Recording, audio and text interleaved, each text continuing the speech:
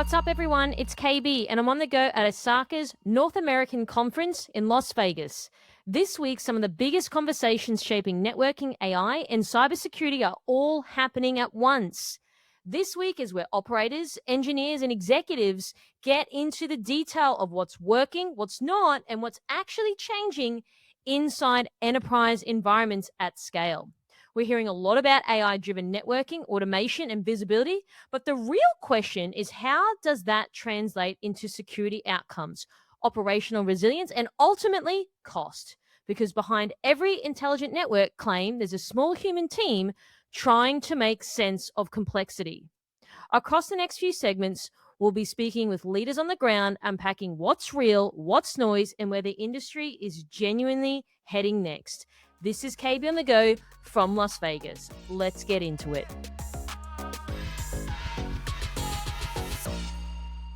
Joining me now in person is Pam Nigro, Senior Vice President of Security and Security Officer at Medecision and Board Director of ISACA. And today we're discussing the supply chain and how vulnerable it's become right now. So Pam, thanks for joining me and welcome. Thank you. Glad to be here.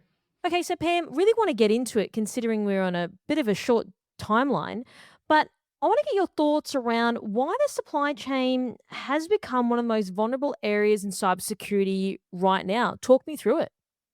Supply chain is the most vulnerable right now, strictly because we are all using SaaS solutions.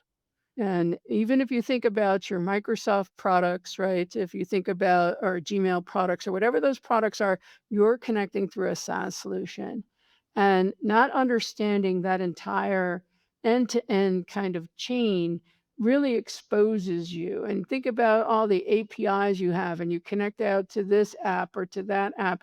All of that data gets transacted back and forth within your own system. But if you only focus on what is in your system and not looking beyond your systems, you're going to miss quite a bit. And would you say people aren't looking beyond their systems because perhaps they're just super focused on what they've got to do day to day and these things go by the wayside? It is difficult to make sure that you do that, but there is ways to help, right? There are ways to facilitate that. You certainly can have, when you're doing the contract negotiations, have conversations around that. You can also do, there's some technologies that you can use, and I don't want to give any brand names away, but that can kind of help you go up and down your supply chain to see what vulnerabilities you may be exposed to. You could ask your suppliers, obviously not Microsoft, but you can ask your suppliers if they've done a vulnerability testing recently or if they've done a pen testing recently and what those results were. And would you say as well, like nowadays, like companies have to leverage suppliers. Like it's very hard to do anything nowadays without leveraging other companies. So there's so many interdependencies. Do you think it's in terms of the interdependencies, it's something that's crept up on companies? Because perhaps even 10, 15, 20 years ago, we had a lot less external suppliers that we're using. Now, look at the catering company and all the tools that we leverage, even for security and technology. Do you think it's something that perhaps people haven't considered when they've been building their programs and now it's sort of just the straw that broke the camel's back, would you say? There's a misinterpretation. A lot of people believe it belongs into the vendor risk management program, which is, it's a different mindset. It's a different set of problems that you're trying to solve for other than the vendor risk. A lot of vendor risk programs grew up with, meeting SLAs and qualities and, contractual kinds of obligations. This is really now stepping back away from that and making sure that you're looking at the ecosystem and testing the ecosystem. So, yes, my company relies heavily on SaaS solutions as much as everyone else. When you start to think about, people are using GitHub or GitLab, right? They're for building their code. They're using either AWS or Azure or GCP to, build their products. All of these have to be taken into consideration. And really, even in cybersecurity, I had my team recently say, if we lost one of our main tools, if we lost that, what would life look like for us? How do we get by until that comes back online? How do we survive, right? So just kind of having that conversation, even amongst your teams, even if you can't do formal, supply chain risks or really get into it, The other component that's really being a big impact is in our coding, so much is coming through the open source, right? So we have open source coding. Inside the open source coding, we're getting things like older code. I guess sometimes the developers will go grab the libraries, will grab the products, put it in, make it part of their package, deploy it, and never look at it again. And so one of the things that I try to focus on is what does that SBOM look like? What are those vulnerabilities? Where are the things we have to fix?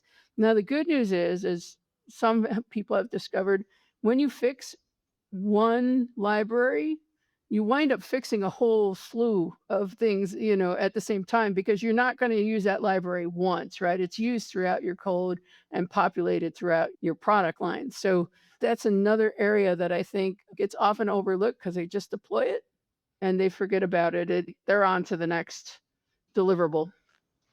And so going back when you're asking people internally, like, well, what would we do if we can't leverage this tool? It wasn't available. How do people respond? Oh, they were like, no, we can't do anything. Literally, this is true for my team. They were like, "No, I don't think we can do anything." And what I started to help them unwind is you're never going to replace the tool. We have the tool because it's a spectacular tool doing all these things for us. Think about what you can do that would get us most of the way there. Even if it's 80%, even if it's 60%, 60 is still better than 0. How do we make sure that we're not trying to do a one-for-one match, but really focus on what does it mean to at least do the bare minimum, at least to stand something up. Like, for example, the tool that we love does a lot of antivirus for us. So if that went away, where else can we get antivirus software? Would it mean we, go out and grab a commercial product? And that would be just trying to get their critical thinking a little bit different. Yeah, that's interesting. And I think that, do you also think that people now are worried about, well, how do I do my job day to day? Like, this is my favorite tool. Like, and even now with all the AI tools, it's almost like these tools that we're leveraging are even more incumbent now than before. So, would you say because of the reliance on AI tools nowadays as well, there's even more of this, I really need to have this tool functioning all of the time because it impacts my ability to really do anything? The dependency is very strong and you get used to it, right? Think about your favorite pair of shoes, think about your favorite comfy chair, whatever. You get comfortable. You get in there and all of a sudden you can't think beyond that because that's what that's what your comfort, in your comfort zone. And it takes some time, real good time to say, what about it? What if you couldn't? Can you go back to coding the way you used to code? Can you use another product as an alternative? And really help them through that thought process. So, Pam, I want to move on now and talk about perhaps a company's still treating supply chain risk as a compliance issue instead of a serious threat, because that's something that I'm often hearing in interviews nowadays. And I know we've got to move away from ticking the box, etc. But given your role and your experience, where do you think that's currently sitting, generally speaking? I don't think they're thinking it in terms of resiliency. They're not understanding. They're focused on, I can bring my systems up. But what does that mean in your ecosystem? The other thing that I think the reason it's not just a compliance issue is a lot of these SaaS solutions, depending on your contract, may not protect your data, may not even back up your data. When you start to think about that from a vendor risk management, again, that's more of right compliance, check the box. Are we doing this? Are we doing that? And looking more at an ecosystem, you're going to find that it's much bigger and it's about survival. It's survival and resiliency. It's not just about being compliant with a particular framework. And as you mentioned before, there is further need now for people with these tools, AI tools, that they're super reliant then on. So do you think it's gonna, and we've been talking about this problem for years around the checkbox and the tick box exercise, but do you think now, because people are so reliant on these tools and the interdependencies around these tools, people will start to change their mindset now because it's very hard to do certain things nowadays. For example, if one of your AI agents just stops working, which is performing multiple tasks, which is in, part of what you've got to do because you don't have perhaps other people doing those roles. So, is that shift going to happen in the market? I don't know if the shift's gonna happen in the market, but the cultural shift needs to happen at the company. And they really need to move away from their current mindset into focus on resiliency. Don't get into operational paralysis. If this product goes down, what does that do to our business? Can we still continue the business? Or is this going to impact a major portion of our business? Meaning, are we going to, lose a significant amount of revenue? Are we going to be impacted in any way, right? What happens from certain legal regulatory compliance things that you do have to follow if you're not able to, and just even contractual, right? You have contracts with your customers for SLAs and how much uptime that your product is supposed to have and those kinds of things. So you really need to think about the financial loss beyond just the immediate, and think about this from a resiliency perspective. Can you get by for a few hours? Yeah, but can you get by for a few days? Probably not, right? And so you really need to think about that and then think about what your alternatives are. So if something is down, and the Google AWSs and Azure worlds have a good sense of, like, if something's down in the east, it can fall over into another region, right? So they've tried to build in that redundancy to help their customers. But just what about other products that you rely on for different customer engagements, different types of things? I mean, an Outlook outage has caused chaos, and it was only for a half a day, right? And it was just like, what do? I don't have my Outlook. I can't communicate with my customers. Are there other alternatives, right? Do you have them in chat channels, or, can you text them? Do you have their phone numbers, right? Just trying to get them to think beyond what is just in front of them, which is usually the product they're the most comfortable with. One thing I'm really curious to understand is you mentioned before operational paralysis. So talk me through like what that looks like. Are people just stuck in they can't see beyond if something were to be happening? Like if something happens in terms of they can't leverage the tool? Like I'm keen to explore what you mean. So operational paralysis is, yes, if that goes down, I don't know what to do. And people kind of sit there and fold their hands and say, well, what should I do? There's not a way to move beyond that. Like, let's say in a finance department, if Salesforce is down, can you do stuff temporarily on a spreadsheet? Maybe. Is it ideal? No. Should you? Maybe, right? Because you still need to operate the business and then you can go and backfill later. Okay, so I have a zoomed out question then for you. So like back in the day when we had a lot less tools. So, even when I started my career, I used to send faxes to people and like younger generation don't know what that means or what that does, but that's how we used to communicate. So, do you think even people back then were thinking about, well, what happens if my printer goes down? Well, what do I do? Is it just the volume of tools is there now that people need to think about it before? Because if we couldn't print stuff out, it was very hard for us to then send a fax or a purchase order back in the day. Do you think that reasoning is there, or do you think it's just amplified because people are using hundreds or thousands of tools within their organization? I think it's the amplification. There have been times, right, when if you go back to in your earlier part of your career and probably the earlier part of my career, you could pick up a phone and do a PO over the phone if you needed something. You didn't have to have it printed out. You can forward that on later. But there were people who would be like, well, I don't know what to do. My printer's out. I can't fax this. So, but again, because the tools have become such an important part of our work and our jobs and what we do day in and day out, and whether that's AI or whether it's other products, built a dependency and a reliance on these tools that we don't think about what would happen if they're not there.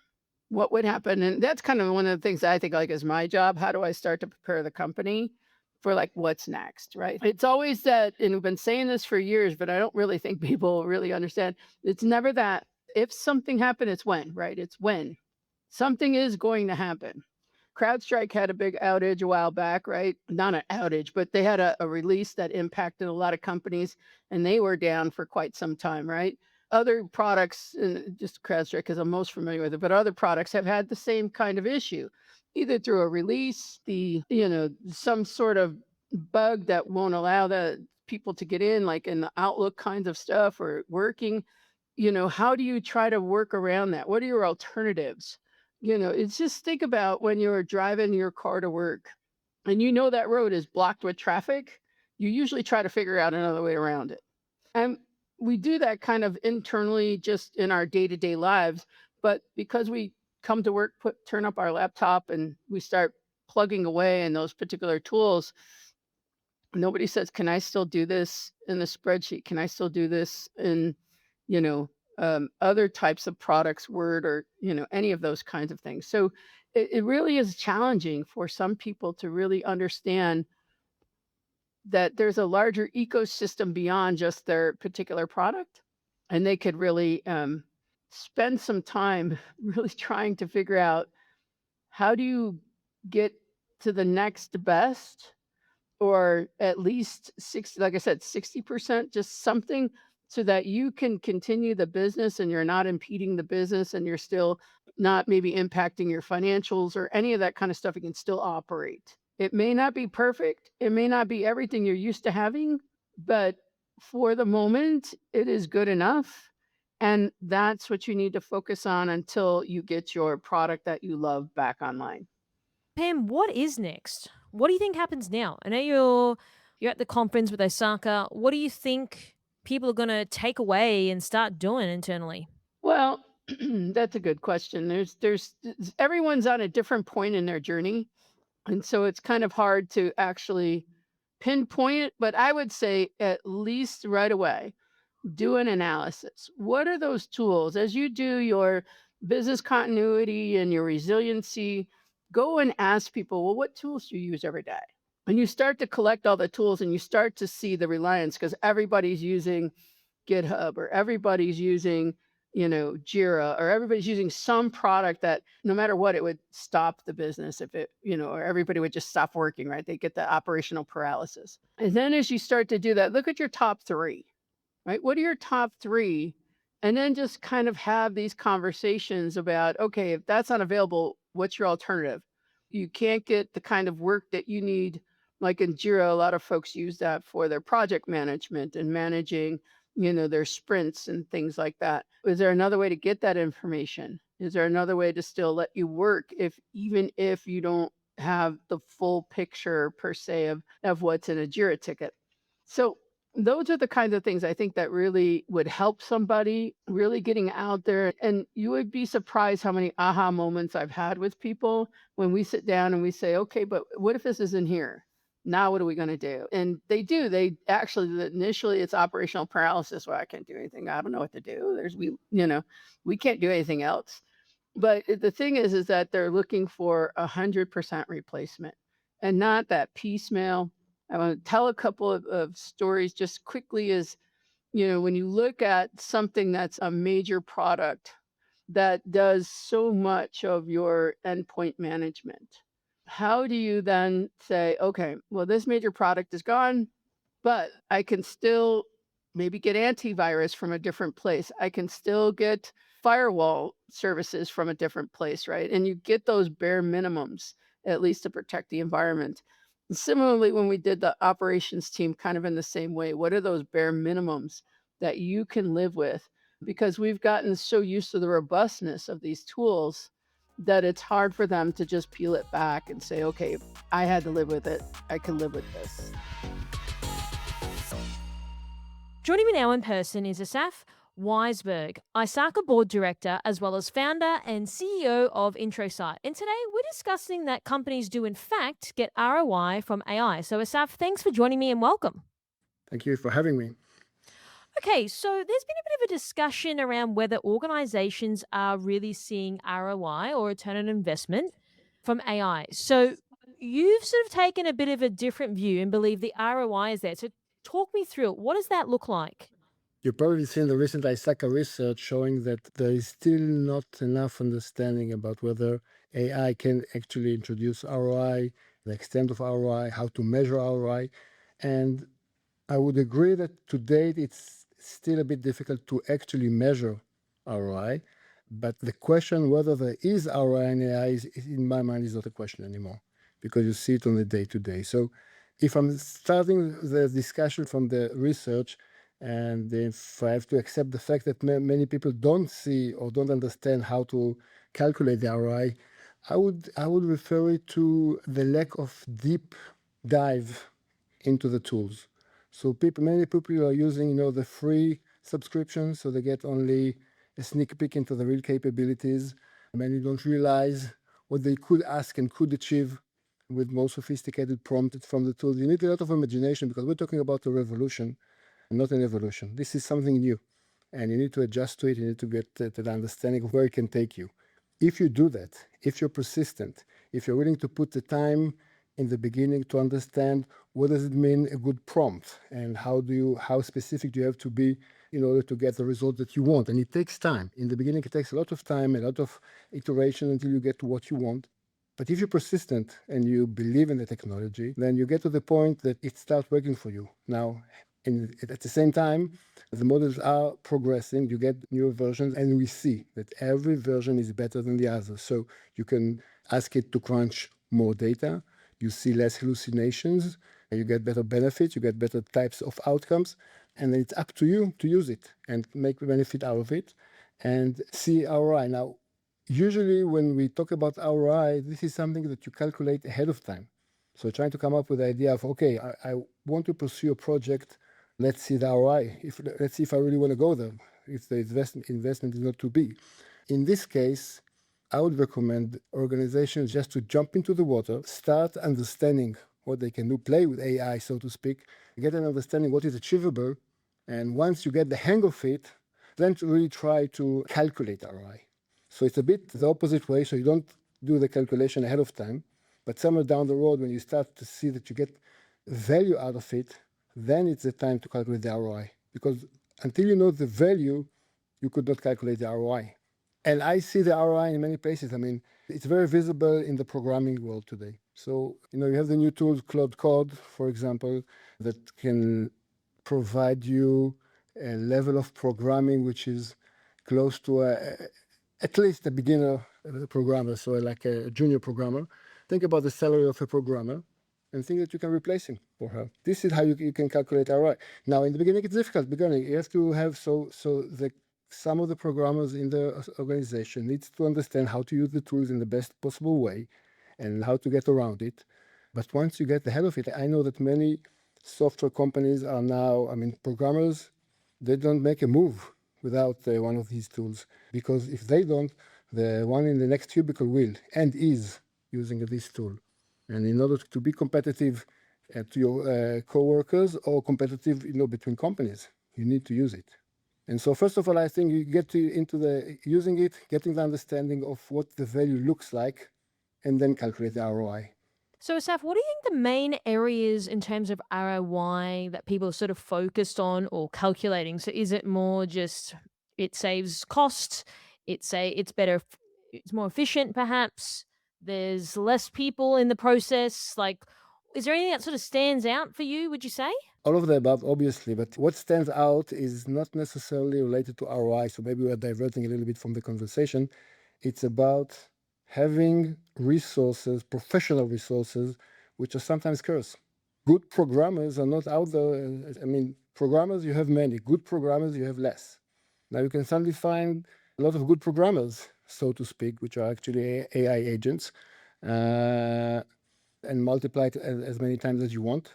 And I think that this is even more so the quality of the possibility to do things that you couldn't do in the past, or you don't have the knowledge and the organizational knowledge to do. You can suddenly do it. You can translate it into money. You can translate it into ROI, that you can suddenly do something that you couldn't have. But I think it's even more interesting the fact that you can. So suddenly high-level capabilities are available for everyone. Okay, so what I'm hearing is effectively people are very focused on the quality, perhaps in a professional that they may not have, as well as knowledge that companies may not have internally. And so then, as a byproduct, that relates to better efficiency, perhaps less cost because they've got people with better knowledge in the company. So that's sort of how that would look how it would flow on, is what I'm hearing from what you're saying. So, do you think people are at that stage in terms of maturation where they are calculating ROI? And the reason why I ask you that is because do you think people are so focused on let's just try to get something in terms of leveraging AI first before we're even at the stage where we're calculating the ROI? Or is it specific companies that are a little bit more mature in their journey with AI? With calculating ROI, I don't see it yet. People start to pay attention more to FinOps. So how much does it cost? Not necessarily what is the ROI, but how much does it cost? Because if you start using it heavily, if you're programming a company and you have a lot of programmers, then you can easily go down to even millions of dollars, depending on the size of the company. And it's a lot of money. And so companies are now understanding that they have to control it and make sure that they're on top of the expenses. But again, only after they understand that they realize the extent of the expenses and the value that they have gained out of it, they will be able to get down to actually calculating ROI and understand if they want to pursue it any further or perhaps stop, which I don't believe is an option. I believe that ROI will show itself as we go down the road. Do you think it's just still early days for people though? So it's like, well, we're starting to do this thing. It looks conceptually like we're getting value. We are getting better quality of work, better knowledge. And then, of course, the cost. Because, I mean, at the moment, a lot of people that I'm interviewing, as you would know, is just like, hey, we want to do more with less budget because companies can do that now. So, where do you think this conversation is going to go as we sort of progress throughout the year and then the years beyond 2026? It's hard to say, but this process is happening very quickly. I think we should talk in months, certainly not in years, until the value is being realized. And we already see it. We already see hiring for programmers. They don't hire on that much. Starting to fire, you can see it worldwide. So it means that they do see value. They do see that AI can replace people, programmers, and this is happening very quickly because it's a very competitive world. And again, the cost of AI is not the cost of salaries. And so it's kind of a reverse. It's not ROI. It's kind of a reverse look at it. You do it because you have to. You see the value, and then later down the road, you know how much it costs you, and then you can reverse engineer the ROI. Do you think as well that if I zoom out from a risk perspective, companies are more willing to dabble in AI? For example, just say a tool costs 50,000 versus an employee salary which is 100,000. It's like, well, that risk is already less in terms of financially. So we're happy to explore that a little bit more, would you say, than perhaps when you've got lots of headcount of people, you've also got liability of people in the company as well, whereas you can just turn off a tool, for example. Some companies are really open to it, and they provide their employees with the tool that they need, and this is expensive. And some companies don't. And then what I see, again, because the competition is there among the employees, that programmers are doing their own subscriptions, their own personal subscriptions, use it, and they use it for the job purposes, for the work purposes. And this is a threat. Again, it's not directly related to what we talk about right now, but if as an organization you provide the enterprise level tool and you control it, and you put policies and procedures around it, so what can be done, what cannot be done, this is one thing. But if you take your most important algorithm and put it on a free subscription, it means that you are now training the model. It means that your data has just been leaked to the public. And if this is really the core of your product, then you just missed it. And so this is something for organizations to look into. So again, the immediate cost is there. The questions and the uncertainty about AI is still there for many people. So I can see how organization may hold back and not jump on the wagon. But I think that they're taking a bigger risk than those companies who embrace it, but in a secured fashion and controlled fashion. What do you sort of think moving forward now? So obviously companies are definitely seeing immediate like ROI. Perhaps companies are overlooking certain areas of it, but that will be reassessed. And as you say, things change every day, every week, every month. What do you sort of think is going to happen now in terms of the industry, generally speaking? Where do you think it's headed? One way only. So it's a more and more usage on AI. I use vibe coding as an example to show an impact of AI solution on the industry. And you can look at it 360. So by using vibe coding, somebody who is not a programmer can create functioning systems in a matter of minutes. And we know that this is not an exaggeration. So what does it mean? What does it mean for students who are studying computer science? What does it mean for existing programmers who may lose their job?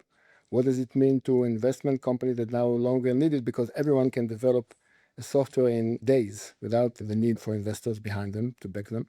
And so this is just one example of how specific usage of AI for development changes, the entire ecosystem around a specific industry.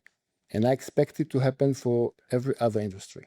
You can see signs of it. You can see, for example, OpenAI has recently introduced a new model, a new LLM model that specializes on finding protein for medicine development. So think about what it would do to a large range of researchers that are now pursuing and trying to find the right protein to create the right medicine. These researchers takes years with a lot of frustration and sometimes without any success. And we obviously understand that AI, if it's trained to do it, it will do it much faster, much better, much more accurate. I will see it invading in any industry as soon as the tools for that industry are available. And it's only going to get faster, right? So it's like, even I was reading something that what AI can do, like compounds like 2.5 like in a month, and it's probably more than that each month in terms of the compound growth. So then going back to your earlier point, if people can use vibe coding, low code, no code, traditionally you had to sort of know about coding to code something effectively. Now you don't really. So then what does that, where does that leave people? And I know that there's a lot of discussion around people's jobs being displaced. We've already seen it. You mentioned it in terms of layoffs, etc. Then I've also been reading that companies now are starting to come out with reports to say the new jobs that are going to be engineered. So maybe is it just a matter of people upskilling more and then taking those jobs on, and perhaps some of the other jobs get let go of? Or where do you sort of think? Because I mean, I understand that people are worried about their roles and what does that mean for the future. But then I also think if we look back through history, that certain roles that were there 50 years ago aren't there, but then other jobs are being created. Now, whether that's true or not, maybe you have some more insight on that, or just to give people a little bit more hope and perhaps shed some light on what's happening. So I can show you my assumptions because your guess is as good as mine. But my assumptions are that jobs will be eliminated, no doubt about that. And I think that the power of AI is such that we may not need all the human resources that we currently have. We may not need them. Maybe we end up with a work day of 3 days, and then we need to find out what to do with our spare time. This is an option. I can easily see it, a few years down the road, that people will not have to work that hard because the machine will do the work for them. In the meantime, some of the jobs will be eliminated. Some of the jobs will be somewhat changed, and some of the jobs have to be reimagined. So maybe we can start see even now the jobs that will be needed as we move along with this revolution.